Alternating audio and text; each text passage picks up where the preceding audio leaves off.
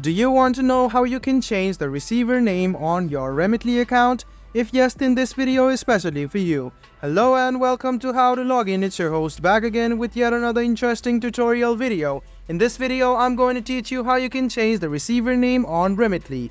Go ahead and open Remitly on your phone. If you don't have it yet, you can install it from the Play Store.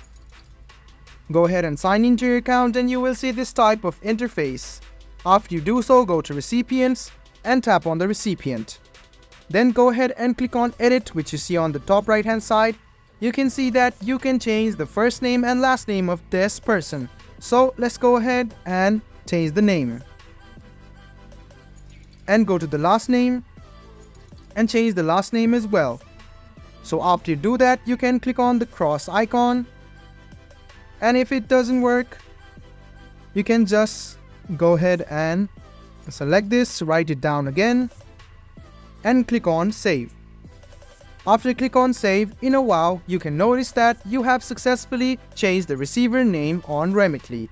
I hope this video about how you can change the receiver name on Remitly was helpful for you. If you still have any kind of confusion, please do mention us on the comment section down below. Like the video, subscribe to the channel, and do hit the bell button for more.